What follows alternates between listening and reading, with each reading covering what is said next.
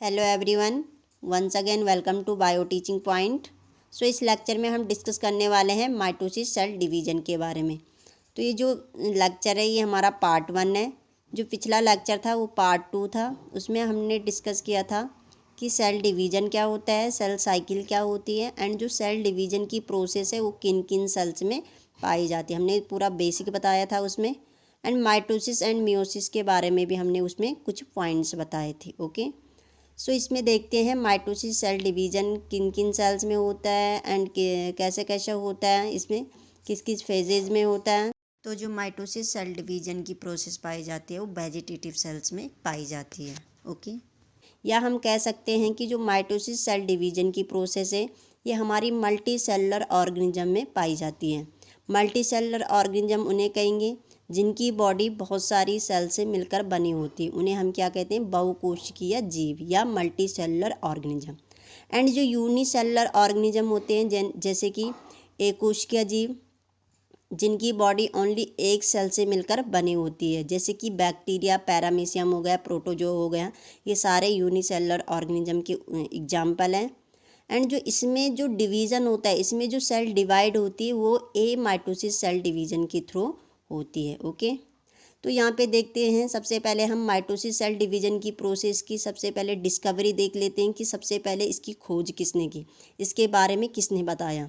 तो mitosis cell division की जो सबसे पहले डिस्कवरी की थी वह एनिमल सेल में की गई थी, जो कि फ्लेमिंग ने की थी 1882 में। ठीक है, अलेक्जेंडर फ्लेमिंग ने। ओके, एंड जो प्लांट सेल में जो डिस्कवरी की थी वो की थी स्ट्रासबर्गर ने 1875 में। तो हम कह सकते हैं कि सबसे पहले किस में की गई थी, एनिमल सेल में की गई थी, जी किसके द्वारा, फ्लेमिंग के द्वारा 1882 में। एंड जो प्लांट सेल में जो डिस्कवरी की थी वो की गई थी 1875 में स्ट्रासबर्गर के द्वारा। ओके, एंड जो माइटोसिस का जो टर्म दिया था, जो माइटोसिस का जो टर्म यूज किया गया था वो किया गया था फ्लेमिंग के द्वारा। ठीक, अब देख लेते हैं कि माइटोसिस सेल डिवीजन क्या होता है एंड कौन कौन सी फेजेस में होता है। तो ये 2 फेजेस में सबसे पहले इसको डिवाइड किया गया है, preparation phase and actual phase. Preparation phase को मैंने पिछले वीडियो में भी डिस्कस किया था एंड इनके बारे में कुछ कुछ पॉइंट भी उसमें डिस्कस किए थे। तो सबसे पहले प्रिपरेशन फेज को देख लेते हैं। प्रिपरेशन फेज जो होता है हमारे, ये 3 फेजेस में डिवाइड किया गया है, G1 phase, S phase and G2 phase. And actual phase को हम इंटरफेज भी एम फेज भी कहते हैं। और एक्चुअल फेज को सबसे पहले 2 कैटेगरी में डिवाइड किया गया है, कैरियोकाइनेसिस, साइटोकाइनेसिस। कैरियोकाइनेसिस को 4 फेजेस में डिवाइड किया गया है। 4 फेजेस में डिवाइड किया गया है, prophase, metaphase, anaphase and telophase. And जो साइटोकाइनेसिस ये लास्ट में होता है जब ये सारी प्रोसेस हो जाती हैं। ठीक है, एंड जो एक दूसरा पॉइंट है, प्रिपरेशन फेज हमारी 23 आवर्स तक चलती है एंड एक्चुअल या एम फेज हमारी कितने आवर्स तक चलती है, 1 घंटे में चलती हैं। ओके, एंड जो सेल डिवीजन का जो पूरा प्रोसेस होता है, सेल मतलब एक सेल 2 सेल में कितने घंटे में डिवाइड होगी, वो होती है 24 घंटे तक। मतलब हम कह सकते हैं कि जो सेल डिवीजन की जो प्रोसेस होती है वो 24 घंटे तक चलती हैं। ओके, जिनमें से 23 घंटे हमारी इंटरफेज है, प्रिपरेशन फेज चलती है एंड 1 घंटे में 1 घंटे तक कौन सी फेज चलती है, एक्चुअल फेज या एम फेज। ठीक, अब देख लेते हैं कि प्रिपरेशन फेज़ में क्या क्या होता है। तो प्रिपरेशन फेज़ में क्या होता है, सेल क्या करती है, खुद को तैयार करती है किसके लिए, सेल डिवाइड होने के लिए। तो सबसे पहले प्रिपरेशन फेज़ की फेजेस देख लेते हैं। तो प्रिपरेशन फेज़ की जो फर्स्ट फेज़ है वो है G1 फेज़। तो G1 फेज़ में क्या होगा, जो इसका फर्स्ट पॉइंट है वो है मोस्ट मेटाबॉलिकली एक्टिव फेज़। मतलब इसमें क्या होता है, जो हमारी मेटाबॉलिकली रिएक्शन होती है, जैसे कि ट्रांसलेशन हो गया, ट्रांसक्रिप्शन हो गया, ये सारे क्या हो जाते हैं, एक्टिव हो जाते हैं। मतलब ये होने शुरू हो जाते हैं। आरएनए की सिंथेसिस होने लग जाती है, प्रोटीन की सिंथेसिस होने लग जाती है। मतलब सिंथेसिस मतलब होता है निर्माण होना, मतलब निर्माण मतलब संश्लेषण होना। ठीक है, तो ट्रांसक्रिप्शन की अगर बात करें, ट्रांसक्रिप्शन की प्रोसेस की अगर बात करें, तो ट्रांसक्रिप्शन में क्या होता है, डीएनए से क्या होता है, आरएनए की फॉर्मेशन होती है। ठीक है, एंड जो ट्रांसलेशन की जो प्रोसेस होती है उसमें क्या होता है, आरएनए से प्रोटीन का फॉर्मेशन हो जाता है। ठीक है, ये बेसिक टर्म है, इन्हें आप पहले कंप्लीट करिए तब जाके यहाँ पे समझ आ जाएगा, ठीक है। ट्रांसक्रिप्शन के दौरान क्या होता है, हमारा डीएनए से आरएनए की सिंथेसिस होती है, आरएनए का निर्माण होता है। एंड ट्रांसलेशन के द्वारा हमारा क्या होता है, आरएनए से प्रोटीन का निर्माण होता है। मतलब हमें एक टाइप से बोल सकते हैं कि यहाँ पे क्या होता है, यहाँ पे क्या होती है, एटीपी की सिंथेसिस होती है, एटीपी का निर्माण होता है। जब प्रोटीन बन गई तो प्रोटीन किस फॉर्म में रहती है हमारी, एटीपी के फॉर्म में रहती है। तो यहाँ पे क्या होता है, एटीपी का फॉर्मेशन होता है किसके द्वारा, मेटाबॉलिकली रिएक्शन के द्वारा। दूसरा है आरएनए सिंथेसिस इंक्रीज, मतलब यहाँ पे क्या हो रहा है, आरएनए की सिंथेसिस, जब आरएनए, इसमें क्या होता है, आरएनए का निर्माण होता है। एंड यहाँ पे ज़्यादा अमाउंट में क्या होता है, आरएनए की फॉर्मेशन होती है, आरएनए की सिंथेसिस होती है। और अगर ज़्यादा अमाउंट में आरएनए की सिंथेसिस हो रही है किसके द्वारा, ट्रांसक्रिप्शन के द्वारा, तो ट्रांसलेशन भी क्या हो जाएगा, ज़्यादा हो गई, मतलब हमारी प्रोटीन भी क्या बनेगी, ज़्यादा बनेगी। एंड मतलब यहाँ पे कह सकते हैं कि एटीपी की फॉर्मेशन भी क्या हो जाएगी, अधिक हो जाएगी, ठीक है। तीसरा जो पॉइंट है वो है synthesis of different proteins and enzyme required for DNA replication is S phase. मतलब इसमें क्या हो रहा है, एस फेज में जब डीएनए का रेप्लिकेशन होगा, एस फेज में क्या होगा, जब डीएनए का रेप्लिकेशन होगा, मतलब डीएनए की जब वहाँ पे कॉपी बनेगी, एक डीएनए से दो डीएनए का जब फॉर्मेशन होगा, तो उसके लिए जी1 फेज में क्या होता है, प्रोटीन्स का क्या हो जाता है, प्रोटीन्स एंजाइम का क्या हो जाते हैं, रिक्वायरमेंट हो जाती है। जैसे कि एंजाइम कौन कौन से हैं, हेलिकेज एंजाइम हो गए, पॉलीमरेज एंजाइम हो गए। मतलब हम कह सकते हैं कि डीएनए रेप्लिकेशन के लिए जितने भी एंजाइम की रिक्वायरमेंट होती है उन सब का फॉर्मेशन का, उन सब का सिंथेसिस कहाँ हो जाता है, जी1 फेज में हो जाता है, ओके। एंड प्रोटीन, जितने भी टाइप की प्रोटीन्स हमें डीएनए रेप्लिकेशन के लिए चाहिए होती है वो सारी उनकी सारी उन सब की फॉर्मेशन कहाँ होती है, जी1 फेज में हो जाती है, ओके। अब दूसरा जो है, इस थर्ड पॉइंट जो है इसमें सेल साइज इंक्रीज। अब इसमें एटीपी का फॉर्मेशन हो रहा है तो इसमें थोड़ा सी सेल का जो साइज होगा वो भी क्या हो जाएगा, इंक्रीज हो जाएगा, बढ़ जाएगा, ठीक है। Number of chromosome 46, content of chromosome 46, मतलब इसमें क्या हो रहा है, दोनों का नंबर क्या हो रहा है, 46 ही रह रहा है, क्योंकि अभी ना क्रोमोजोम का रेप्लिकेशन हुआ है, ना ही इसमें क्या हुआ, डीएनए का रेप्लिकेशन हुआ है। तो डीएनए का रेप्लिकेशन कहाँ होगा हमारा, एस फेज में, हमारा डीएनए जब डबल होंगे तब जाके यहाँ पे कंटेंट ऑफ क्रोमोजोम चेंज हो जाएगा यहाँ पे, ठीक है। तो एस फेज में क्या होगा, हमारा डीएनए का रेप्लिकेशन होगा। तो जी1 फेज में जो है क्रोमोजोम की संख्या भी सेम होती है एंड कंटेंट ऑफ क्रोमोजोम, मतलब यहाँ पे जो डीएनए है वो भी क्या है, सेम है, 46 ही है, ठीक है। आप देखेंगे हम एस फेज में, तो एस फेज में सब फर्स्ट पॉइंट क्या है, DNA replication and DNA synthesis. अब यहाँ पे जो इम्पॉर्टेंट पॉइंट है ये यही है कि DNA replication and DNA synthesis. S मतलब यहाँ पे एमसीक्यू टाइप का क्वेश्चन पूछ सकते हैं कि जो एस फेज में है, एस फेज में इम्पॉर्टेंट पॉइंट क्या है, या ये कह सकते हैं कि डीएनए का जो रेप्लिकेशन है वो प्रिपरेशन फेज के किस फेज में होता है। तो जो डीएनए का रेप्लिकेशन है वो प्रिपरेशन फेज के एस फेज में होता है। डीएनए का रेप्लिकेशन मतलब होता है यहाँ पे कि डीएनए क्या हो जाता है, इसकी कॉपी बन जाती है। जैसे कि हम कह सकते हैं, डायग्राम के थ्रू मैं समझाऊंगी आपको।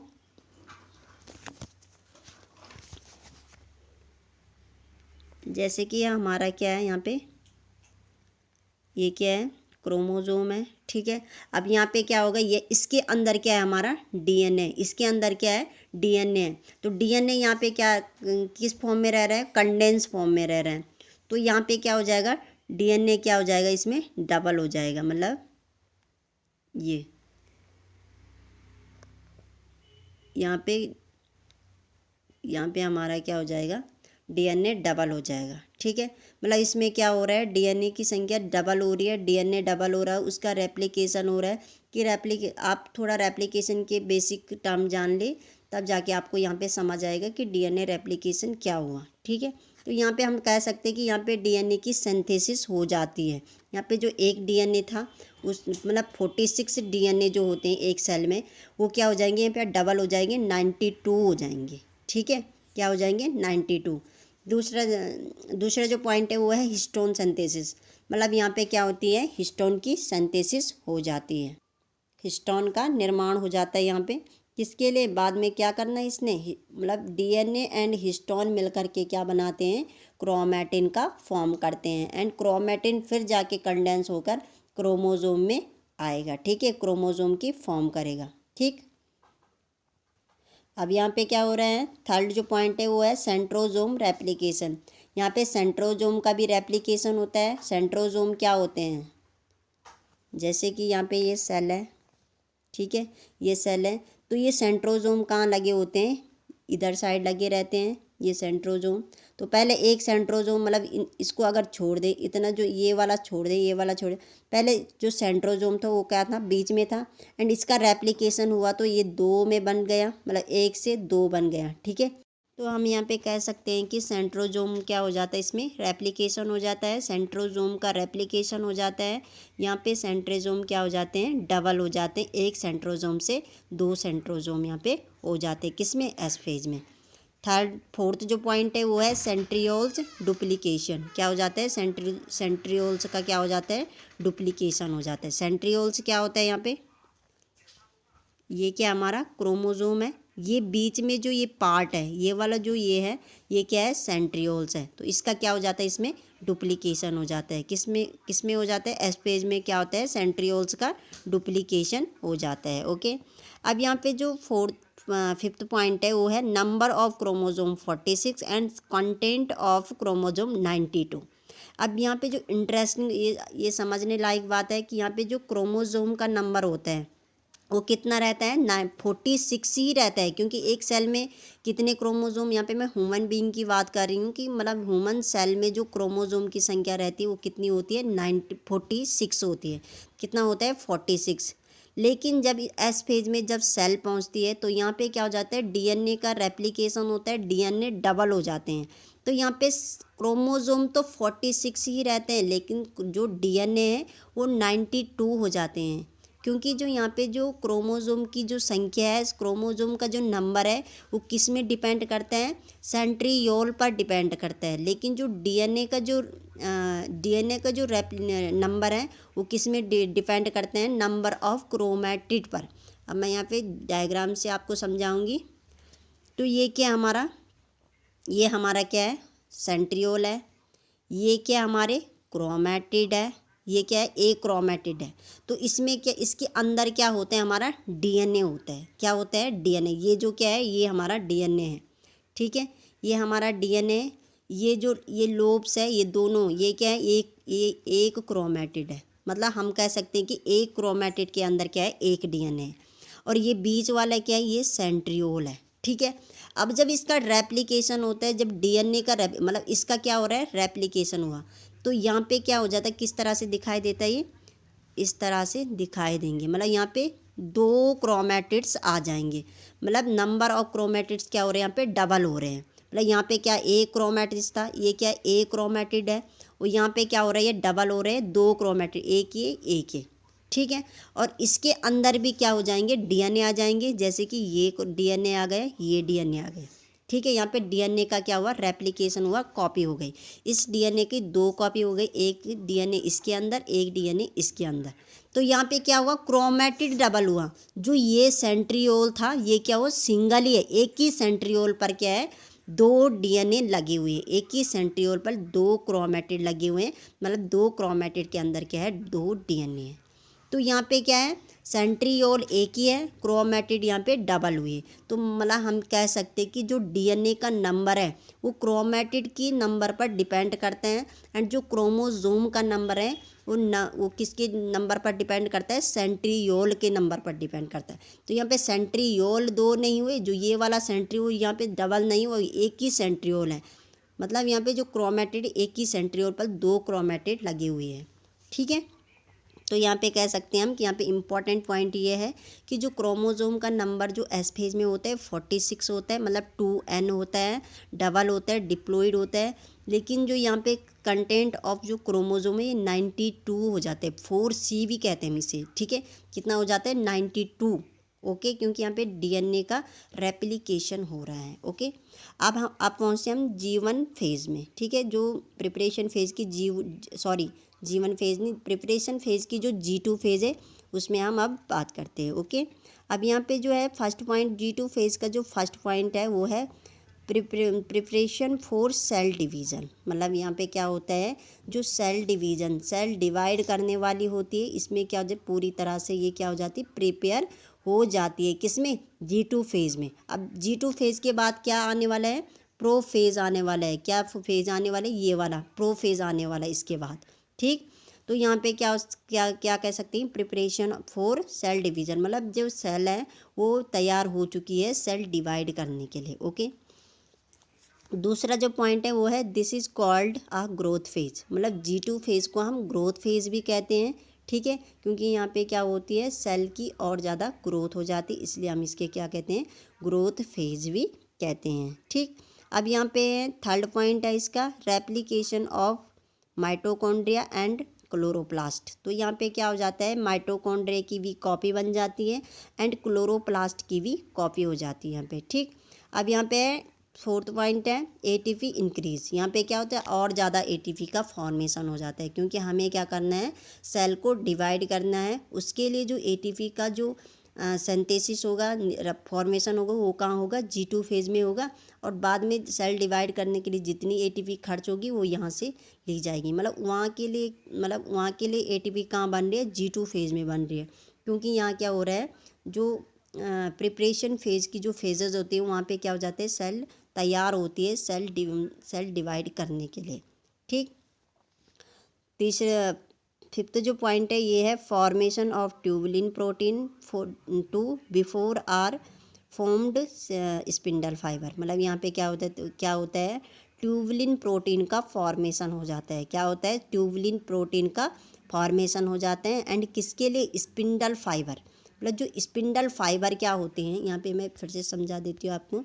जैसे कि ये सेल है, ठीक है, यहाँ पे हमारे सेंट्रोजोम लगे होते हैं। सेंट्रोजोम का रेप्लिकेशन किस में हुआ, हमारे एस फेज में हुआ। ठीक है, तो यहाँ पे 2 सेंट्रोजोम आ गए। ठीक है, एंड जो इसमें जो सेंटर में जब रहेंगे ये तब कहाँ, उस समय कहाँ, प्रो फेज में ये सेंटर में होंगे। ये सेंट्रोजोम है ये प्रो फेज में सेंटर में होंगे। लेकिन जब हमारा क्या आएगा, प्रो मेटाफेज आएगा, उस समय ये क्या जाएंगे, अपोजिट पार्ट में, अपोजिट पोल्स में चले जाएंगे, इधर इधर उधर चले जाएंगे। ठीक है, अब इसमें क्या लगे रहते हैं, स्पिंडल फाइबर लगे रहते हैं। ये जो स्पिंडल फाइबर होते हैं, ये यहाँ से भी स्पिंडल फाइबर, यहाँ से भी spindle fibre. And in spindle fibre में क्या लगे रहते हैं, क्रोमोजोम लगे रहते हैं। ये क्रोमोजोम लगे रहते। तो ये स्पिंडल फाइबर क्या करते हैं, क्रोमोजोम को सेग्रीगेट करने का काम करते हैं। मतलब जो ये पहले क्रोमोजोम यहाँ पे होते हैं, यहाँ पे लगे होते हैं। ठीक है, सेंटर में होते हैं। एंड जो ये वाला जो क्रोमैटिड्स है इसने सेग्रीगेट कर दिया, जो इस यहाँ वाला, ये नीचे वाला जो क्रोमैटिड है वो इस स्पिंडल फाइबर ने अपनी ओर खींच दिया। तो ये क्या करते हैं, स्पिंडल फाइबर जो होते हैं ये क्या करते हैं, क्रोमोजोम में जो क्रोमैटिड लगे होते हैं उन्हें सेग्रीगेट करने का काम करते हैं। तो इन्हें बनाने का जो काम करते हैं वो करता है ट्यूबुलिन प्रोटीन क्या करते हैं, बाद में स्पिंडल फाइबर का काम करता है। एंड स्पिंडल फाइबर क्या करते हैं, हमारे क्रोमोजोम को सेग्रीगेट करने का काम करते हैं। मतलब क्रोमोजोम में जो क्रोमैटिड होंगे उन्हें सेग्रीगेट करेंगे। ठीक, अब थर्ड जो ये लास्ट जो पॉइंट है वो है सेंट्रियोल प्रिपरेशन प्रोटीन सिंथेसिस। मतलब यहाँ पे सेंट्रियोल्स की प्रिपरेशन हो जाती है, सेंट्रियोल तैयार हो जाता है, बन जाता है सेंट्रियोल। ठीक है, सेंट्रियोल कहाँ, क्रोमोजोम के बीच में जो रहता है, तो वो क्या होता है, सेंट्रियोल होता है, यहाँ पे तैयार हो जाता है पूरी तरह से। एंड प्रोटीन का सिंथेसिस भी हो जाती है। ठीक है, तो हम कह सकते हैं कि हमारी जो सेल है एक तरह से तैयार हो चुकी है, किसके लिए, सेल डिवाइड करने के लिए। यहाँ पे पूरी सिंथेसिस हो चुकी है, जितने भी हमारे कंपोनेंट्स चाहिए थे, जितने भी हमें चीज़ें चाहिए थी वो सारी चीज़ें हो चुकी है, किसमें, प्रिपरेशन फेज़ में। अब हमारी जो सेल जाएगी वो कहाँ जाएगी, एक्चुअल फेज़ एम फेज़ में जाएगी। ठीक है, एम फेज़ को 2 टाइप से डिवाइड किया, कैरियोकाइनेसिस, साइटोकाइनेसिस। कैरियोकाइनेसिस में क्या होगा, न्यूक्लियस में डिवीज़न होगा। मतलब न्यूक्लियस के अंदर क्या होंगे, चेंजेस होंगे। एंड न्यूक्लियस में 4 टाइप के फेजेज आएंगे, प्रोफेज, मेटाफेज, एनाफेज, टीलोफेज। मतलब ये सारी जो फेजेज है वो कैरियोकाइनेसिस, मतलब न्यूक्लियस का डिवीज़न हो रहा, मतलब न्यूक्लियस के अंदर ये सारी फेजेज होंगे, वहाँ चेंजेज होंगे। ठीक है, वहाँ क्या करेगी, हमारी सेल डिवाइड करेगी। ओके, तो देखते हैं आगे प्रोफेज। तो यहाँ पे हम देख लेते हैं कैरियोकाइनेसिस क्या होता है। ठीक है, कैरियो का मतलब होता है न्यूक्लियस एंड काइनेसिस का मतलब होता है डिवीज़न, मतलब न्यूक्लियस का डिवीज़न। तो न्यूक्लियस के अंदर जितनी भी चेंजेज आएंगे वो सारी इन फेज में हम देखेंगे। ठीक है, प्रोफेज, मेटाफेज, एनाफेज, टीलोफेज। तो प्रोफेज में अब देखेंगे यहाँ पे इसका जो फर्स्ट पॉइंट है वो है कंडेंसेशन ऑफ क्रोमोसोम। मतलब हम क्या कह सकते हैं कि जो सेल है वो प्रोफेज में पहुंच चुकी है, हमारी सेल तैयार हो चुकी है। अब यहाँ क्या करेगी, सीधे डिवाइड करेगी यहाँ। ठीक है, अब यहाँ पे क्या क्या चेंजेज आएंगे, कंडेंसेशन ऑफ क्रोमोसोम, यहाँ पे क्रोमोसोम का कंडेंसेशन स्टार्ट हो जाता है। मतलब कंडेंसेशन मतलब क्या हो जाता है, मतलब एक तरह टाइटली बाइंड हो जाना। ठीक है, पहले डीएनए हमारा कैसा रहता है, पहले डीएनए हमारा इस टाइप का रहता है, 2 स्ट्रैंड रहता है, सॉरी डीएनए हमारा इस टाइप का रहता है, इस टाइप का रहता है। ठीक है, 2 स्ट्रैंड रहता है। फिर ये क्या होगा, शॉर्ट होने लगेगा, थिक होने लगेगा, और ये किस फॉर्म में चले जाएगा, बहुत ही टाइटली रूप में ऐसे हो जाएंगे, खुल जाएंगे, इसके स्ट्रैंड इस टाइप के हो जाएंगे। तो ये कंडेंसेशन हो जाए। फिर जाके ये क्या करेंगे, हिस्टोन प्रोटीन के साथ क्या करेंगे, हिस्टोन प्रोटीन के साथ बाइंड करेंगे। कौन, डीएनए बाइंड करेगा। फिर जाके जब इसका जो हिस्टोन प्लस डीएनए जब बाइंड हो जाएंगे, तब जाके उस स्ट्रक्चर को क्या कहेंगे, क्रोमैटिन कहेंगे। क्या कहेंगे, क्रोमैटिन। और क्रोमैटिन फिर जाके क्रोमैटिन और शॉर्ट होने लग जाते हैं, मतलब बहुत सारे क्रोमैटिन मिल करके क्या बनाते हैं, हमारे कंडेंसेशन होंगे, शॉर्ट होंगे और एंड बाद में क्या हो जाएंगे, वो क्रोमोसोम की फॉर्म में लग जाएंगे ऐसे में। ठीक है, ये क्रोमोसोम के स्ट्रक्चर में लग जाएंगे। ओके, तो यहाँ पे जो ये कंडेंसेशन ऑफ क्रोमोसोम का कंडेंसेशन होना स्टार्ट हो जाता है।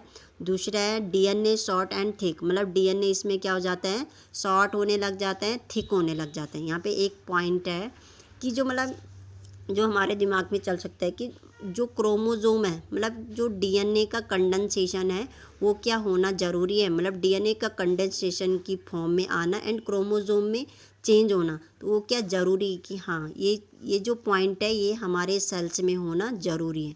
क्योंकि जो हमारा जो डीएनए होता है, जो हमारी सेल्स में जो न्यूक्लियस होते हैं उसके अंदर जो डीएनए होता है उसकी जो लेंथ होती है वो कितनी होती है, 2.2 मीटर की होती है। ठीक है, लेकिन जो हमारा न्यूक्लियस का साइज होता है वो होता है 10⁻⁻6 मीटर। कितनी होती है, 10⁻⁻6 मीटर। तो हम देख सकते हैं कि जो डीएनए की जो लेंथ है वो न्यूक्लियस से काफ़ी ज़्यादा है। ठीक है, तो हमारा डीएनए किस टाइप से रह गया, तो और यहाँ पे इंटरेस्टिंग बात ये है कि जो सेल के न्यूक्लियस के अंदर जो क्रोमोसोम रहते हैं वो कितने होते हैं, 46 होते हैं। तो डीएनए के अगर 46 क्रोमोसोम के अंदर कितने होंगे, 46 डीएनए होंगे। तो अगर 46 डीएनए मिल जाएंगे तो कितना बड़ा डीएनए बन जाएगा। लेकिन न्यूक्लियस का साइज हमारा कितना है, 10⁻⁻6 है, 6 मीटर है। ठीक है, तो मतलब बहुत काफ़ी छोटी है। इसलिए हमारा जो डीएनए होता है ये कंडेंस फॉर्म में रहता है, वहाँ मतलब कंडेंस होकर के क्रोमोसोम के फॉर्म में रहता। ठीक है, मतलब उसमें बहुत सारा कंडेंस होकर, थिक होकर, शॉर्ट होकर, कंडेंस होकर वहाँ पे टाइटली बाइंड होता है। कौन, डीएनए, और क्रोमोसोम की फॉर्म में रहता है वहाँ किसके अंदर, न्यूक्लियस के अंदर। इसलिए जो डीएनए का कंडेंसेशन है वो होना ज़रूरी है। ठीक है, क्योंकि हमारा डीएनए बहुत बड़ा होता है। यदि हम यहाँ पे सिंपल डीएनए की बात करें, यहाँ पे सिंपल डीएनए की बात करें, तो जैसे कि यहाँ पे सिंपल डीएनए देखें, तो ये क्या है, हमारा सिंपल डीएनए है। ठीक है, इसका जो डायमीटर होता है वो कितना होता है, 2 नैनोमीटर। ठीक है, इसका जो डायमीटर होता है 2 नैनोमीटर का होता है, या 20 एंगस्ट्रॉम भी हम बोल सकते हैं। ठीक, ये क्या करता है, कंडेंसेशन करता है, क्रोमोसोम की फॉर्म में जाता है, क्रोमोसोम की फॉर्म में रहता है किसके अंदर, सेल के अंदर। जब इस डीएनए का कंडेंसेशन होगा तो ये, जैसे इसके डीएनए का कंडेंसेशन हो गया, ठीक है, ये क्रोमोसोम की फॉर्म में रहता है किसके अंदर, सेल के अंदर। तो इसका जो डायमीटर देखते हैं हम, जो क्रोमोसोम के अंदर का जो डीएनए होता है उसका जो डायमीटर होता है वो होता है 1400 नैनोमीटर का। ठीक है। इसके अंदर जो डायमीटर होता है डीएनए का वो कितना होता है 1400 नैनोमीटर का डीएनए होता है। ठीक है। तो हम कह सकते हैं कि मतलब डीएनए का कंडेंसेशन होना कितना ज़रूरी है, क्योंकि हमारा न्यूक्लियस का साइज़ बहुत छोटा होता है डीएनए के लेंथ के अकॉर्डिंग। ठीक है। इसलिए हमारा जो क्रोमोसोम है उसके अंदर बहुत बड़ा डीएनए क्या हो जाता है, कवर हो जाता है, बहुत बड़ा डीएनए हमारा कंडेंस फॉर्म में रहता है। ओके। एंड यदि थर्ड पॉइंट की बात करें, क्रोमोसोम थिन थ्रेड के जैसे दिखाई देते हैं। मीन्स इसमें क्या होता है कि जो हमारे क्रोमोसोम होते हैं वो जब सेल प्रोफेज की स्टेज में होती है, उसके अंदर जब हम क्रोमोसोम को देखते हैं माइक्रोस्कोप में, तो उसका स्ट्रक्चर कैसे दिखता है, उसके अंदर जो क्रोमोसोम होंगे वो कैसे दिखते हैं, जैसे ये सेल है उसके अंदर जो क्रोमोसोम हमें दिखाई देते हैं वो कैसे दिखते हैं, थिन थ्रेड के समान। ठीक है। धागे के समान कंडेंस की फॉर्म में दिखाई दे, ये इस टाइप से हमें क्या दिखाई देते हैं, उसके अंदर क्रोमोसोम दिखाई देते हैं। ठीक है। अब जो फोर्थ पॉइंट है वो क्या है, क्रोमैटिन शॉर्टर एंड थिकर होने लगते हैं। मतलब इस फेज़ में क्या होता है, क्रोमैटिन जो होते हैं हमारे वो क्या हो जाते हैं, शॉर्ट होने लगते हैं एंड थिक होने लगते हैं। यदि क्रोमैटिन की बेसिक की बात करें, क्रोमैटिन क्या होता है, क्रोमैटिन क्या होता है, डीएनए प्लस प्रोटीन मिलकर क्या बनाते हैं, क्रोमैटिन बनाता है। मतलब DNA plus chromatin, DNA plus protein. तो इसमें जो प्रोटीन का परसेंट रहता है ये 60% होता है। एंड यदि हम डीएनए की बात करें तो इसका 35% डीएनए होता है एंड 5% में इसमें क्या होता है, आरएनए भी होता है। ठीक है। और ये सभी मिलकर के क्या बनाते हैं, हमारा क्रोमैटिन का स्ट्रक्चर बनाते हैं। ठीक। प्रोटीन भी दो टाइप की होती है, एक होती है हिस्टोन प्रोटीन, एक होती है नॉन हिस्टोन प्रोटीन। ओके। जो हिस्टोन प्रोटीन होती है ये होती है यूकेरियोटिक में, एंड जो नॉन हिस्टोन प्रोटीन होती है वो क्या कहाँ होती है, प्रोकैरियोटिक सेल में। मतलब यूकेरियोटिक में जो क्रोमैटिन होगा वो किसका बना होगा, DNA plus histone protein plus RNA का। ठीक है। एंड जो प्रोकैरियोटिक में जो क्रोमैटिन बना होगा वो किसका बना होगा, DNA plus non histone protein का। ठीक है। यहाँ पे समझ आ गया। अब जो हिस्टोन प्रोटीन होती है ये कितने टाइप की होती है, 5 टाइप की होती है। कितने टाइप की होती है, 5 टाइप की होती है। जैसे एक क्या होती है, H1 प्रोटीन होती है, H1 हिस्टोन प्रोटीन, एक होती है H2A, एक होती है H2B एंड एक होती है H3 एंड एक H4। तो ये क्या होती है, 5 टाइप की क्या होती है, हिस्टोन प्रोटीन होती है। एंड इसमें से जो 4 टाइप की प्रोटीन होती है, 4 टाइप की जो प्रोटीन होती है कौन कौन से, H2A, H2B, H3 and H4। ये चारों मिलकर के H2A, H2B, H3 and H4 ये चारों मिलकर के हमारा क्या बनाते हैं, एक हिस्टोन कोर बनाते हैं। मतलब इसमें एक एक मॉलिक्यूल्स नहीं होंगे, इसमें क्या होते हैं, इन चारों के दो दो मॉलिक्यूल्स मिलकर के एक हिस्टोन ऑक्टामर बनाते हैं। पहले हिस्टोन ऑक्टामर का फॉर्म करते हैं चारों, ये जो चारों हिस्टोन प्रोटीन है इनके दो दो मॉलिक्यूल्स मिलकर के, दो इसके होंगे, दो इसके, दो इसके, दो इसके, इनके दो दो मॉलिक्यूल्स मिलकर के हिस्टोन ऑक्टामर का फॉर्म करते हैं। और हिस्टोन ऑक्टामर को ही हम क्या बोलते हैं, हिस्टोन कोर कहते हैं। ठीक है। यहाँ पे समझ आ गया। एंड ये इसी में कैसे होंगे, अब डीएनए कैसा होगा इसमें रैप, माना ये क्या हमारा हिस्टोन है, मतलब यहाँ पे क्या है हमारा H2A है, यहाँ पे H2B है, यहाँ पे H3, यहाँ पे H4। मतलब चारों प्रोटीन क्या है इसके अंदर है। मतलब यहाँ पे हमारा क्या हो, हिस्टोन प्रोटीन ने क्या बना रखा है, ऑक्टामर, हिस्टोन ऑक्टामर का फॉर्म कर रहा है, या हिस्टोन कोर भी कहते इसे। ठीक है। अब इसमें जो हमारा डीएनए रैप होगा वो कैसे होगा, इस तरह से हमारा डीएनए रैप होगा इसके ऊपर से। ठीक है। तो हमारा जो डीएनए रैप होता है, एक हिस्टोन ऑक्टामर, जो ऑक्टामर में जो हमारा डीएनए रैप होता है वो 2 टर्न में होता है। कितने टर्न में होता है, 2 टर्न में। ठीक है। तो यहाँ पे जो इस टर्न में, जो ये 2 टर्न में, इसमें कितने बेस पेयर पाए जाते हैं, इसमें पाए जाते हैं हमारे 147 तक डीएनए पाए जा, 147 तक बेस पेयर पाए जाए, ये हम कह सकते हैं। 145 से 147 तक के क्या पाए जाते हैं, बेस पेयर पाए जाते हैं। एंड जो हिस्टोन प्रोटीन के बाहर से जो बेस पेयर होते हैं वो कितने होते हैं, 20 base pair. Okay. And 20 base pair हमारे बाहर से लगे होते हैं हिस्टोन प्रोटीन के। एंड जो 145 से 147 जो बेस पेयर होते हैं वो कहाँ लगे रहते हैं, अंदर से, ठीक है, अंदर से इसमें टर्न में जो अंदर जो प्रोटीन होगी उनमें क्या लगी रहती है, 147 से 145 तक के बेस पेयर लगे होते हैं। एंड जो दो मतलब जो क्रोमेटिन में जो टोटल बेस पेयर होते हैं, एक क्रोमेटिन में जो टोटल बेस पेयर होते हैं वो कितने होते हैं, 200 तक होते हैं, ठीक है। मतलब अंदर हमारे कितने आ गए, 145 से 147 आ गए, ठीक है। और बाहर से जो हमारे हिस्टोन पे लगे रहते हैं वो कितने लगे होते, 20 लगे होते हैं। एंड जो 200 में से इनको घटाकर 20 और 145 या 147 को घटाकर जितने भी बेस पेयर बचे वो किस में लगे रहते हैं, लिंकर डीएनए में लगे रहते हैं। ये इसे क्या कहते हैं हम, लिंकर डीएनए क्या कहते हैं, लिंकर डीएनए कहते हैं। जैसे कि ये भी क्या है, लिंकर डीएनए। मतलब ये क्या लिंकर डीएनए क्यों कर, क्योंकि ये जो डीएनए होते हैं इनमें जो बेस पेयर लगे होते हैं इन्हें क्या कहते हैं, लिंकर डीएनए कहते हैं। क्योंकि ये क्या करते हैं, लिंक करते हैं एक से और मतलब एक से ज़्यादा क्रोमेटिन को लिंक करने में। अब यहाँ पे भी क्या होगा, और क्रोमेटिन होगा, यहाँ पे भी क्या होगा, और क्रोमेटिन होगा, ठीक है। जितने भी 200 में से 147 145 को घटाकर 20 बेस पेयर को घटाकर जितने भी बचे हैं वो सारे कहाँ लगे रहते हैं, लिंकर डीएनए में लगे रहते हैं। अब मैं यहाँ पे अच्छे से आपको स्ट्रक्चर से बताती हूँ, ठीक है।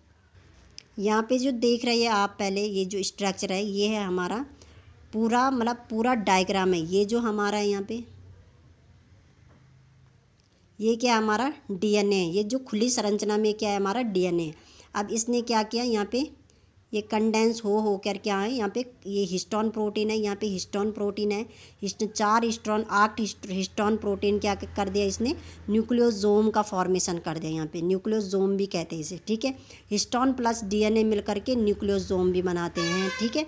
और न्यूक्लियोसोम, बहुत सारे न्यूक्लियोसोम, 3 न्यूक्लियोसोम मिल करके क्या बना रहे हैं, हमारा क्रोमेटिन।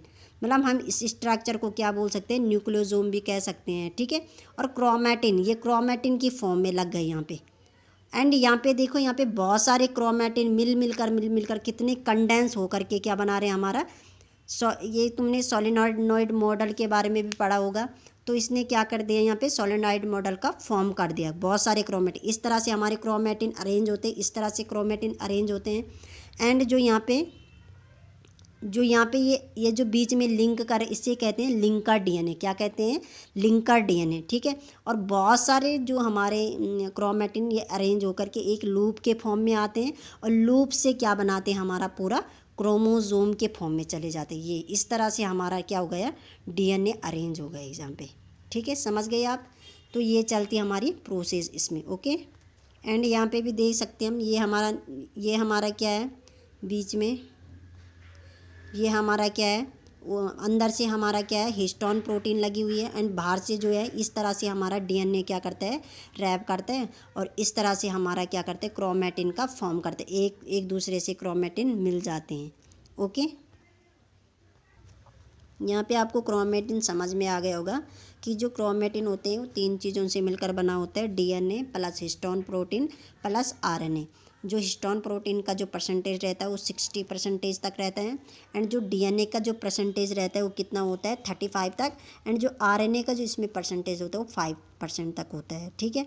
लेकिन प्रोकैरियोटिक में अलग देखेंगे, क्योंकि प्रोकैरियोटिक में हमारा क्या होता है, नॉन हिस्टोन प्रोटीन होती है। अब यहाँ एक क्वेश्चन उठ सकता है कि डीएनए हिस्टोन प्रोटीन के साथ क्यों बाइंड होता है। इसलिए होता है क्योंकि जो हमारा डीएनए होता है वो क्या होता है, उसमें क्या कैसा चार्ज होता है, नेगेटिव चार्ज होता है। एंड जो हिस्टोन होता है उसमें कैसा चार्ज होता है, पॉजिटिव चार्ज होता है। तो पॉजिटिव नेगेटिव क्या करेंगे, एक दूसरे को अट्रैक्शन करेंगे, ठीक है। इसलिए डीएनए जो होता है वो डीएनए जो होता है वो हिस्टोन प्रोटीन पर क्या होता है, रैप करता है, ठीक। अब यहाँ पे जो 5th पॉइंट है, ये इसमें क्या कह रहे हैं कि इसमें क्या होता है, हमारे जो क्रोमेटिड्स होते हैं इसमें क्या हो जाते हैं, दिखाई देने लग जाते हैं, ठीक है। लेकिन जो क्रोमेटिड्स का रेप्लिकेशन होता है वो कहाँ होते हैं, हमारे इंटरफेज में होता है। इंटरफेज मतलब क्या हुआ, प्रिपरेशन फेज में वहाँ उनका रेप्लिकेशन हो जाता है, ठीक है। अब यहाँ पे क्रोमेटिन क्या हुआ, क्रोमेटिड्स क्या हुआ, ये क्या हमारे क्रोमेटिड्स है, क्या है हमारे क्रोमेटिड्स, ओके। ये क्या है, क्रोमैटिड्स हैं, ठीक। एंड जो इनका जो ये कहाँ दिखाई देने लग जाते हैं, प्रोफेज में दिखाई देने लग जाते हैं, लेकिन इनका जो रेप्लिकेशन मतलब इनकी जो कॉपी बनती है वो कहाँ बनती है, हमारे इंटरफेज में बनती है। तो यहाँ किस तरह से अगर इनकी रेप्लिकेशन हो गए तो यहाँ किस तरह से दिखाई देंगे, ये यहाँ दिखाई देंगे, ये इस तरह से दिखाई देंगे हम डबल, ठीक है, क्योंकि इनकी रेप्लिकेशन हो गई। क्योंकि वहाँ जो पीछे तो डीएनए था वहाँ पे क्या हो गया था, डीएनए का रेप्लिकेशन हुआ, तो डीएनए इसी के अंदर तो डबल होगा। ये एक पहले ओनली सिंगल क्रोमैटिड्स था, ऐसे सिंगल क्रोमैटिड्स था, लेकिन जब इनका रेप्लिकेशन हुआ तो ये क्या हो गए, डबल हो गए यहाँ पे, ठीक, समझ में आ गया।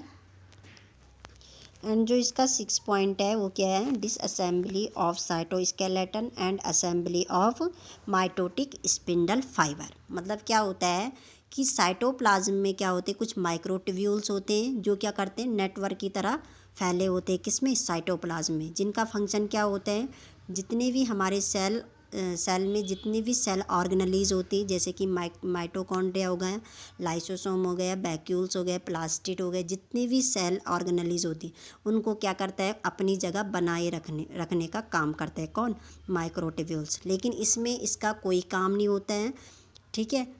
और इसकी ये क्या हो जाते हैं, पूरी तरह से डिसअसेंबली मतलब नष्ट हो जाते हैं, ख़त्म हो जाते हैं। एंड इसकी जगह क्या होते हैं, जो माइटोटिक स्पिंडल फाइबर वो क्या हो जाते हैं, उनका फॉर्मेशन हो जाता है, किसमें, साइटोप्लाज्म में, ठीक है। किसका, माइटोटिक स्पिंडल फाइबर, जो क्या करेंगे आगे, सेग्रीगेट करने का काम करते हैं, किनको, क्रोमैटिड्स को, ओके। एंड जो 7 पॉइंट है इसमें ये है, centrosome start moving toward opposite poles. अब मैंने बताया था आपको कि जो सेंट्रोजोम होते हैं वो क्या होते हैं, हमारे सेंट्रोजोम पे ही क्या लगे होते हैं, स्पिंडल फाइबर लगे होते हैं, जो क्या करते हैं, क्रोमोजोम के जो सिस्टर क्रोमैटिड्स होते हैं उनको सेग्रीगेट करने का काम करते हैं, तभी जाके क्या करेंगे, जो हमारे क्रोमोजोम होंगे वो अलग अलग सेल में मूव करेंगे। तो सेंट्रोजोम का जो रेप्लिकेशन हमने देखा वो किस में देखा, एस फेज में, किस में देखा, एस फेज में हमने सेंट्रोजोम का रेप्लिकेशन देखा। लेकिन इसमें क्या होता है वहाँ पे, मतलब यहाँ पे जो हमारी सेल है, पहले कितना था, एक सेल में क्या होगा, एक सेंट्रोजोम होगा, ठीक है, एक सेंट्रोजोम था, लेकिन इसका रेप्लिकेशन कहाँ हुआ, एस फेज में हुआ।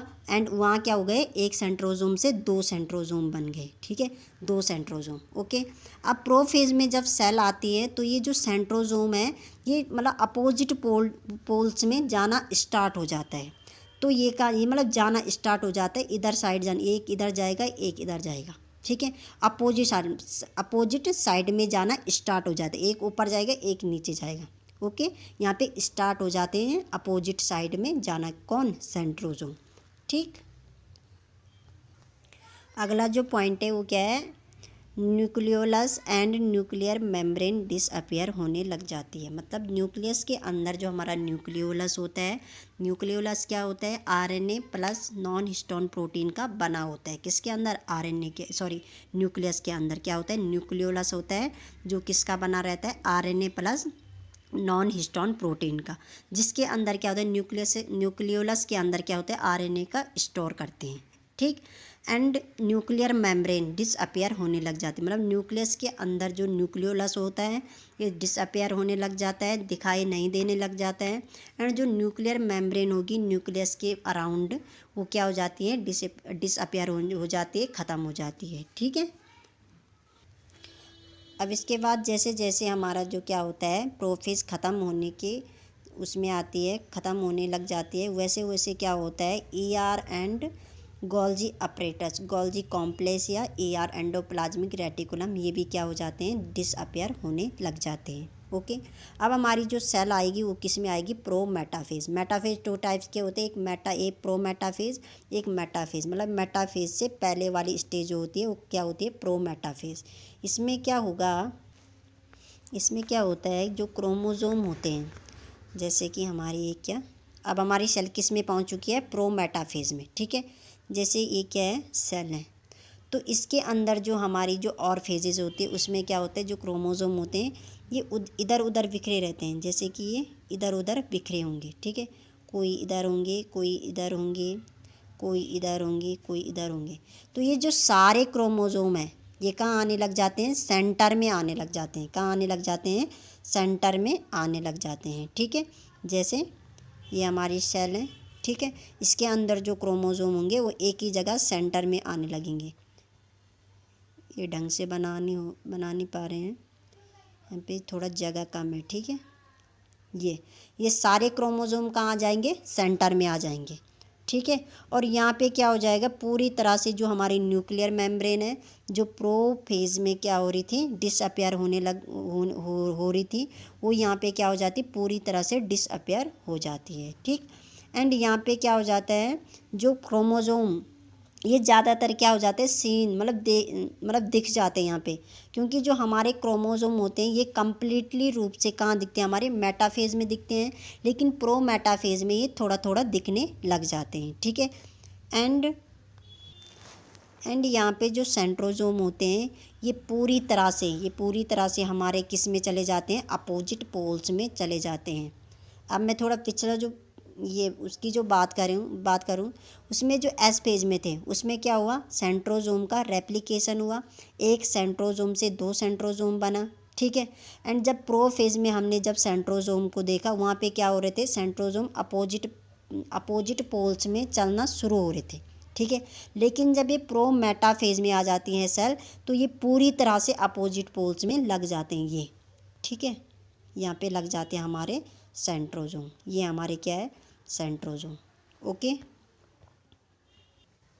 अगला जो पॉइंट है वो क्या है, formation of mitotic spindle fibre complete and attach to the kinetochores of chromosome. मतलब इसमें क्या होता है, जो हमने प्रोफेज में देखा था उसमें क्या हो रहा था कि जो स्पिंडल फाइबर है, माइटोटिक जो स्पिंडल फाइबर है वो क्या हो रहे थे वहाँ पे, मतलब बनने शुरू हो गए थे। ठीक है, किसके द्वारा, ट्यूबुलिन प्रोटीन के द्वारा वहाँ पे क्या हो गए थे, बनना शुरू हो गए थे। लेकिन प्रो मेटाफेज में क्या हो जाते हैं, ये पूरी तरह से किस में अटैच्ड हो जाते हैं, काइनेटोकोर। तो काइनेटोकोर किसे कहेंगे हम, जैसे ये हमारे क्या है, ये हमारी क्या है, सेल है। ठीक है, यहाँ पे क्या है, हमारे सेंट्रोजोम है, ये भी क्या है यहाँ पे सेंट्रोजोम। इसमें क्या लगे होंगे, हमारे स्पिंडल फाइबर। अब मैं यहाँ पे एक ही स्पिंडल फाइबर की बात करूँगी, इसी तरह से और स्पिंडल फाइबर भी किस में लगे होंगे, और क्रोमोजोम पे, यहाँ पे भी क्रोमोजोम होंगे, यहाँ पे भी क्रोमोजोम, यहाँ पे भी क्रोमोजोम। यहाँ पे जगह कम है इसलिए मैं ओनली एक ही क्रोमोजोम का एग्जाम्पल समझाऊँगी। ठीक है, तो यहाँ पे क्या होगा, क्रोमोजोम होगा, बीच में क्या होगा, क्रोमोजोम।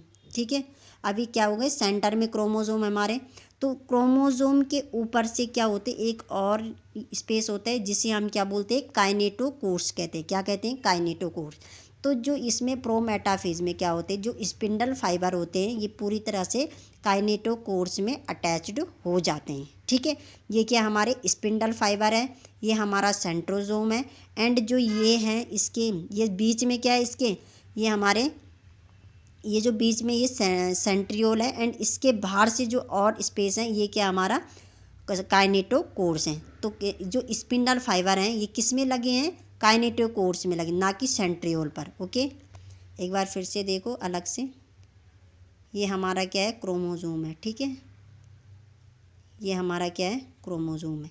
इसके जो बाहर से जो स्पेस होगा यहाँ पे और ज़्यादा और स्पेस होगा, ये क्या होगा, हमारा बाहर वाला काइनेटोकोर्स। ठीक है, एंड जो अंदर वाला जो मैंने पहले बनाई ये क्या हमारा सेंट्रियोल है। ठीक है, जो स्पिंडल फाइबर होंगे वो किस में अटैच्ड होंगे, इस काइनेटोकोर पर अटैच होंगे। ठीक है, समझ गए। यहाँ पे आप देख सकते हैं इस स्ट्रक्चर से, ये जो हमारे हैं ये क्या है, क्रोमैटिड्स है। ठीक है, ये क्या है, क्रोमैटिड्स हैं। ये ऊपर वाले भी मतलब इस क्रोमैटिड्स का ये भाग है, इस क्रोमैटिड्स का ये भाग है। ठीक है, अब इसके बाहर से क्या है, काइनेटोकोर्स, ये मैंने अलग से दिखा रखा है आपको, ये क्या है, काइनेटोकोर्स हैं, एंड इसका जो अंदर वाला पार्ट है ये क्या है, सेंट्रियोल है। ठीक है, आप समझ गए होंगे। अब हमारी प्रो मेटा फेज़ ख़त्म हो गई है और इसके बाद कौन सी फेज़ है, मेटा फेज़। मेटाफेज का जो फर्स्ट पॉइंट है वो क्या है कि जो इसमें क्रोमोजोम होते हैं, इसमें क्रोमोजोम जो होते हैं वो सेंटर में आकर एक अरेंज फॉर्म में लग जाते हैं। एंड उस अरेंज फॉर्म में क्या होता है, एक प्लेट के रूप में से एक स्ट्रक्चर दिखाई देता है जिसे हम क्या बोलते हैं, मेटाफेजिक प्लेट कहते हैं। जैसे कि ये क्या है, ये कोई सेल है और ये जो सेल है वो किस में है, मेटाफेज स्टेज में है। ठीक है, तो ये जो हमारे क्रोमोजोम है, हमने प्रो मेटाफेज में देखा था कि जो हमारे क्रोमोजोम है वो सेंटर की ओर आना मूव हो जाते हैं। ठीक है, सेंटर की ओर आना मूव हो जाते हैं, सेंटर की ओर आते हैं। और जब हमारे जब हमारी सेल मेटाफेज में पहुंच जाती है तब इसमें जो क्रोमोजोम होते हैं वो एक अरेंज फॉर्म में दिखाई देने लग जाते हैं, जैसे कि ये है। ठीक है, ये एक अरेंज फॉर्म में लग जाते हैं। एंड इस अरेंजमेंट को, इस क्रोमोजोम के जो अरेंजमेंट होता है इसे हम क्या कहते हैं, मेटाफिजिक प्लेट कहते हैं। ठीक है, यहाँ पे समझ में आ गया आपको। अब जो यहाँ पे जो सेकंड पॉइंट है वो क्या है, best phase two observe the shape and size of the chromosome. मतलब ये सेल की एक बेस्ट फेज होती है जिसमें हमें क्या होते हैं, क्रोमोजोम का जो साइज होता है एंड जो शेप होता है वो क्लियरली यस कंप्लीटली रूप से दिख जाता है, किसमें, मेटाफेज में। ठीक है, तो यहाँ पे क्वेश्चन भी पूछा जाता है कि जो क्रोमोजोम होते हैं वो हमें क्लियरली कंप्लीटली रूप से किस फेज में दिखते हैं, तो क्लियरली या कंप्लीटली रूप से हमें किस फेज में दिखता है, मेटाफेज में दिखता है। ओके, एंड जो इसका थर्ड पॉइंट है वो ये कह रहे हैं कि जो मेटाफेजिक प्लेट बनती है, मतलब ये सेल है और क्रोमोजोम इस तरह से अरेंज हो जाते हैं इसके ऊपर। ठीक है, ये क्रोमोजोम, ये क्रोमोजोम, ये क्रोमोजोम, ये क्रोमोजोम, मानने बात ये क्या है, क्रोमोजोम। तो इसमें जो ये मेटाफेजिक प्लेट के ऊपर क्या होते हैं, मतलब 46 क्रोमोजोम क्या होते हैं, अरेंज फॉर्म में लगे होते हैं। क्योंकि हमारे सेल के अंदर कितने क्रोमोजोम होते हैं, 46 होते हैं, 46 होते हैं यदि हम ह्यूमन बींग्स की बात करें। अगली जो फेज़ है हमारी वो है एनाफेज। तो यहाँ पे हम थोड़ा सी डायग्राम देख लेते हैं, प्रो मेटाफेज एंड मेटाफेज। वो तो मैंने थोड़ा सी पहले भी बता दिया था। तो ये क्या है, हमारे प्रो मेटाफेज एंड जो मेटाफेज, ये पहले किस स्टेज में, पहले हमारे क्रोमोजोम कैसे थे, मतलब इधर उधर थे, लेकिन वो क्या है, सेंटर की ओर मूव कर रहे थे। लेकिन जब ये मेटाफेज में पहुंच जब हमारी सेल मेटाफेज में पहुंच जाती है तो हमारे जो क्रोमोजोम होते हैं ये एकदम अरेंज फॉर्म में लग जाते हैं। ठीक है, इसी को हम मेटाफेजिक प्लेट कहते हैं। अब करते हैं हम बात एनाफेज की, जब हमारी सेल एनाफेज में पहुंचती है। तो एनाफेज में जब हमारी सेल पहुंचती है तब क्या होता है, इसमें जो हमारे क्रोमैटिड्स होते हैं, जो क्रोमैटिड्स लगे होते हैं किसमें, सेंट्रियोल पे जो क्रोमैटिड होते हैं ये क्या हो जाते हैं, सेपरेट होने लग जाते हैं। मतलब यहाँ पे जैसे यहाँ पे क्या है, हमारी ये सेल है। ठीक है, सेल है। ठीक है, यहाँ पे क्या है, क्रोमैटिड है। इस सेंट्रियोल पे क्या है, क्रोमैटिड है। ठीक है, तो ये क्या हो जाते हैं, सेपरेट होने, ये वाला क्रोमैटिड ऊपर चला जाएगा, ये वाला क्रोमैटिड नीचे आ जाएगा। तो इन्हें सेग्रीगेट करने का काम कौन करता है, जो हमारे सेंट्रोजोम है। ये क्या हमारा सेंट्रोजोम है। ठीक है, इसमें जो स्पिंडल फाइबर लगे होते हैं, ये स्पिंडल फाइबर जो लगे होते हैं ये क्या करते हैं, इन्हें सेग्रीगेट करने का काम करते हैं। तो जब हमारी सेल एनाफेज में पहुंचती है तो हमारे जो क्रोमैटिड, जो सिस्टर क्रोमैटिड, ये दोनों क्या है, सिस्टर क्रोमैटिड है। ठीक है, इन्हें क्या कहते हैं, सिस्टर क्रोमैटिड। जब हमारी सेल एनाफेज में पहुंचती है तो इसमें जो सिस्टर क्रोमैटिड होती है ये दोनों क्या हो जाते हैं, एक दूसरे से सेग्रीगेट हो जाते हैं, अपोजिट पोल्स में चले जाते हैं। तो इसके बाद का जो स्ट्रक्चर आएगा हमारा वो कैसा बनेगा, वो ऐसा हो जाएगा। इसके जो इस सेंट्रोजोम में जो स्पिंडल फाइबर लगे होंगे एंड इस सेंट्रोजोम से इस सेंट्रोजोम से जो स्पिंडल फाइबर लगे होंगे वो क्या कर देंगे, ये जो बीच में जो क्रोमोजोम था पहले से, इन पे जो सिस्टर क्रोमैटिड, इसने अपनी तरफ का सिस्टर क्रोमैटिड्स को अपनी ओर खींच दिया एंड इस स्पिंडल फाइबर ने अपनी ओर का क्रोमैटिड अपनी ओर खींच दिया। ठीक है, तो इस तरह से ये क्या हो जाते हैं, सेग्रीगेट हो जाते हैं। तो ये वाली जो प्रोसेस है ये प्रत्येक क्रोमोजोम पर चलती है, 46 क्रोमोजोम पर चलती है ये वाली प्रोसेस जो होती है। ओके, अब यहाँ पे आप देख सकते हैं, यहाँ पे आप देख सकते हैं कि पहले किस में था ये, इस तरह ये किस में है, मेटाफेज में, ये मेटाफेज में है। एंड जब ये एनाफेज में आ जाती है हमारी सेल, तो इसमें जो ये बीच बीच में ये हमारे क्या है, क्रोमोजोम है, इसमें दो दो क्रोमैटिड है, ठीक है। तो ऊपर वाले जो स्पिंडल फाइबर हैं, ये वाले स्पिंडल फाइबर जो हैं, ये वाले जो स्पिंडल फाइबर है, ये क्या कर रहे हैं, अपनी ओर के जो क्रोमैटिड हैं उन्हें अपनी ओर खींच रहे हैं। एंड जो नीचे वाले जो क्रोमैटिड है ये अपनी ओर खींच रहे हैं। तो इस तरह से हमें कुछ डायग्राम शो होता है किसमें, एनाफेज में, ठीक है। एंड इसमें जो इंटरेस्टिंग बात ये है कि इसमें क्या हो रहा है, क्रोमैटिड अलग हो रहे हैं। एंड इसमें जो सेंट्रियोल है, इसमें जो सेंट्रियोल है ये क्या है, यहाँ पे क्या है, ये है, तो यहाँ पे ये है, ठीक है। इसमें ये क्या है, स्पिंडल फाइबर है, ये क्या है, सेंट्रोजोम है। तो इसने क्या कर दिया, सेग्रीगेट कर दिया है किसको, क्रोमैटिड को। एंड इसने भी सेग्रीगेट कर दिया, सेपरेट कर दिया किसको, क्रोमैटिड को, ठीक है। लेकिन इसने क्या कर दिया, अपना सेंट्रियोल ऊपर, इसने भी अपना सेंट्रियोल इधर। तो यहाँ पे क्या हो गया, सेंट्रियोल क्या हो गया, डिवाइड हो गया, मतलब इनका क्या हो गया, डुप्लीकेशन हो गया, रेप्लीकेशन हो गया यहाँ पे किसका, सेंट्रियोल। यहाँ पे सेंट्रियोल डबल हो गए। तो हम कह सकते हैं कि यहाँ पे क्या हो गए, क्रोमोजोम भी क्या हो गए, डबल हो गए। तो जो हमारे क्रोमोजोम का जो नंबर होता है वो नंबर ऑफ सेंट्रियोल पर डिपेंड करता है। तो यहाँ पे क्या हो रहा है, तो प्रत्येक क्रोमोजोम में भी यही चलेगा, यही प्रोसेस चलेगी। प्रत्येक क्रोमोजोम भी इसी फॉर्म में क्या होंगे, अरेंज होंगे। मतलब हर किसी क्रोमोजोम के हर कोई क्रोमोजोम इसी तरह से क्या हो जाएगा, इस तरह क्या हो जाएगा, सेग्रीगेट हो जाएगा। तो क्या हो जाएंगे हमारे, तो इसे भी हम क्रोमोजोम कहेंगे, इससे भी कि क्रोमोजोम, क्योंकि इसमें क्या होगा, इसके बीच में भी क्या है, सेंट्रियोल है। एंड इसके बीच में भी सेंट्रियोल है। एंड इसके बीच में भी सेंट्रियोल है। एंड इसके बीच में भी सेंट्रियोल है। तो हमारे कितने सेंट्रियोल बन गए, पहले 46 क्रोमोजोम थे, इनके जो क्रोमैटिड ये सेपरेट हो गए, तो कितने हो गए अब 92, कितने हो गए, नंबर ऑफ जो क्रोमोजोम है, नंबर ऑफ क्रोमोजोम कितने हैं, 92। तो डीएनए का कंटेंट भी क्या है, डीएनए का कंटेंट भी क्या है हमारा, 92 है। तो यहाँ पे क्या हो गया, दोनों चीज़ क्या हो गई, डबल हो गई। तो यहाँ पे आपको बहुत ध्यान रखने वाली बात है, ठीक है।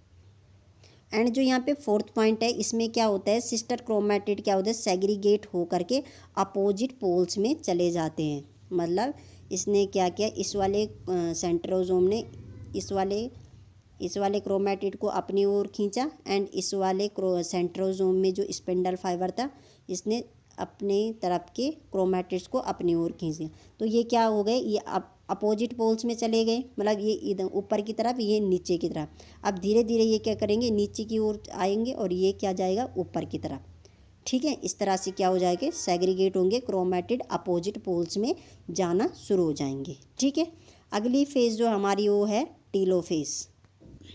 एंड टीलोफेज़ में क्या होता है, जो इसका फर्स्ट पॉइंट है, इसमें क्या होता है कि क्रोमोजोम, मतलब अब क्या कहेंगे हम, क्रोमोजोम तो कहेंगे इनको, क्योंकि इन पे क्या है, सेंट्रियोल है, क्योंकि ये क्या है, स्पिंडल फाइबर, ये क्या है, सेंट्रोजोम।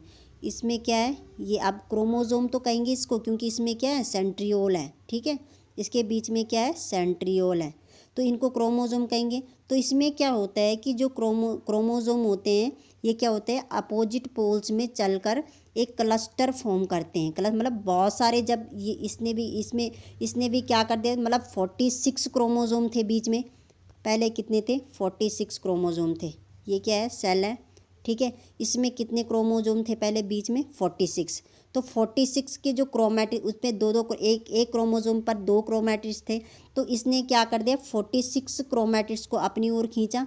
एंड इसने भी 46 क्रोमैटिड्स को अपनी ओर खींचा, ठीक है। तो यहाँ पे क्या बन जाएगा, इनका क्लस्टर बन जाएगा, एक क्लस्टर फॉर्म हो जाएगा, ठीक है। इसीलिए ये क्या कह रहे हैं कि जो क्रोमोजोम होते हैं वो अपोजिट पोल्स में चलकर एक क्लस्टर का निर्माण करते हैं, ओके। एंड जो इसमें क्या होते हैं, जितने भी सेल ऑर्गेनेलीज हमारी, जैसे कि हमारे माइटोकॉन्ड्रिया हो गया, माइटोकॉन्ड्रिया के तो रेप्लिकेशन हो, जैसे गोल्जी कॉम्प्लेक्स हो गया, जैसे ईआर हो गया।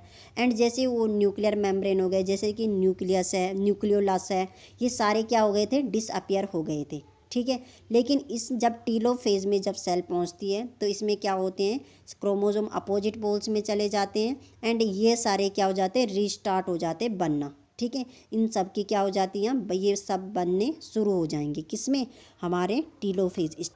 तो यहाँ पे हम डायग्राम के थ्रू भी देख सकते हैं, जैसे कि यहाँ पे ये दिखाई दे रही है डायग्राम।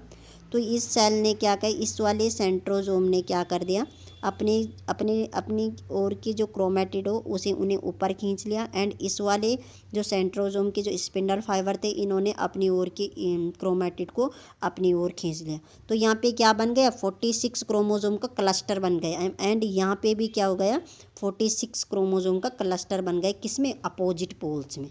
ठीक है, अब क्या होगा, इसमें साइटोप्लाज्म डिवाइड हो जाएगा। कैसे हो जाएगा, साइटोप्लाज्म डिवाइड हो जाएगा, मतलब यहाँ पे ये सेल है। ठीक है, अब यहाँ पे न्यूक्लियस पूरी तरह से डिवाइड हो चुका है, कैरियोकाइनेसिस पूरी तरह से हो चुकी है इसमें। ठीक है, कैरियोकाइनेसिस क्या पूरी तरह से हो चुकी है।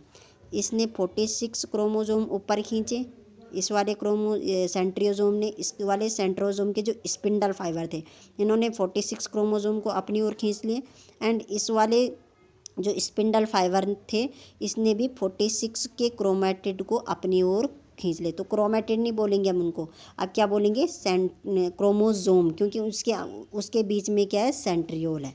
ठीक है, तो इसने अपनी ओर के 46 जो क्रोमोजोम अपनी ओर खींच दिए, एंड इसने भी 46 क्रोमोजोम को अपनी ओर खींच दिए। ठीक है, तो अब क्या हुआ, अब हमारा जो साइटोप्लाज्म है इसके अंदर के ये सारा, ये किस में हो रहा है, सेल के अंदर हो रहा है। तो अब ये साइटोप्लाज्म क्या करेगा, डिवाइड करेगा, ये अलग हो जाएगा, एंड ये क्या हो जाएगा, अलग हो जाएगा। ठीक है, यहाँ पे साइटोप्लाज्म मतलब साइटोकाइनेसिस हो गए, यहाँ पे साइटोप्लाज्म डिवाइड, साइटोकाइनेसिस का मतलब क्या होता है, साइटोप्लाज्म का डिवाइड होना। तो यहाँ पे बीच से साइटोप्लाज्म डिवाइड हो गए, यहाँ से यहाँ ये हो गए, यहाँ से ये हो गया। ठीक है, अब क्या होता है, जितने भी स्पिंडल फाइबर, जैसे ही साइटोकाइनेसिस हो जाता है, इसमें जो टीलोफेज में क्या होता है, जैसे ही साइटोकाइनेसिस हो जाते हैं उसी टाइम क्या हो जाते हैं, हमारे जो स्पिंडल फाइबर हो गए जैसे कि सेंट्रोजोम हो गए, ये सारे क्या हो जाएंगे, डिसअपियर हो जाएंगे। ठीक, तो इस तरह से हमारी क्या थी, माइटोसिस सेल डिवीजन की प्रोसेस थी। ठीक है, आशा करती हूँ कि आपको ये वीडियो ज़रूर पसंद आई होगी। यदि आपको इस लेक्चर के नोट्स चाहिए होंगे तो आप हमारे टेलीग्राम चैनल को ज्वाइन कर सकते हैं, एंड चैनल को लाइक एंड सब्सक्राइब ज़रूर करें। So thank you for watch video.